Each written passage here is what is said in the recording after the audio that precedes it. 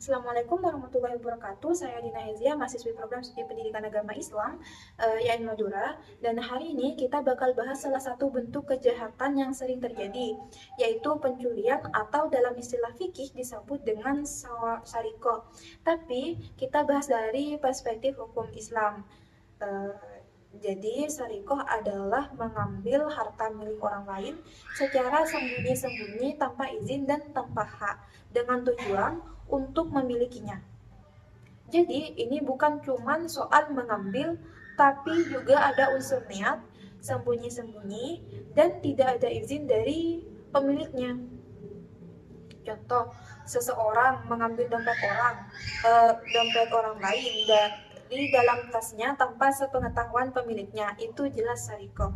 Dasar hukumnya terdapat dalam Al-Quran, yaitu laki-laki yang mencuri dan perempuan yang mencuri, potonglah tangan keduanya sebagai pembalasan atas apa yang mereka kerjakan dan sebagai sanksi dari Allah. Quran Surat Al-Ma'idah ayat 38. Sanksinya adalah hukuman had, yaitu potong tangan. Tapi tenang, Islam itu adil banget. Hukuman ini tidak diberlakukan sembarangan. Ada syarat-syaratnya. Agar pelaku dikenai hukuman had, potong tangan, harus memenuhi beberapa syarat berikut. Yang pertama, barang yang dicuri harus bernilai. Nilainya minimal 1/4 dinar, dalam konteks modern bisa dikonversi ke nilai tertentu. Yang kedua, barang yang diambil dari tempat yang aman, hirs, misalnya disimpan di rumah, lemari, toko yang terkunci. Bukan barang yang tercecer di jalan. Pelaku pencuri secara sembunyi-sembunyi, bukan merampas secara terang-terangan. Yang nomor 3. Yang nomor 4, ada bukti yang kuat bisa melalui pengakuan atau saksi-saksi yang terpercaya. Yang kelima, pelaku sadar saat mencuri, balik, berakal, dan bukan dalam kondisi terpaksa. Kalau salah satu syarat ini nggak terpenuhi, maka hukuman had tidak dijatuhkan. Sebagai gantinya, hakim bisa menyatukan hukuman takzir sesuai kebijakan Islam, bukan cuma menghukum, tapi juga punya tujuan mulia di balik setiap hukuman, termasuk untuk pencurian.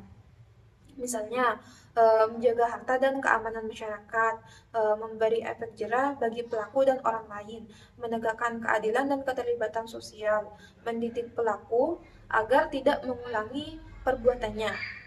Hukuman had bukan untuk menakut-nakuti, tapi untuk melindungi hak orang lain dan menjaga kepercayaan sosial.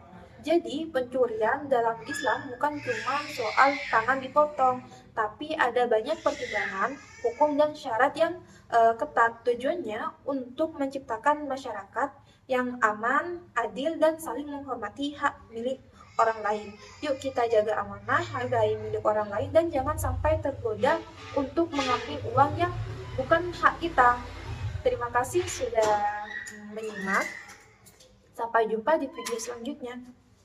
Wassalamualaikum warahmatullahi wabarakatuh.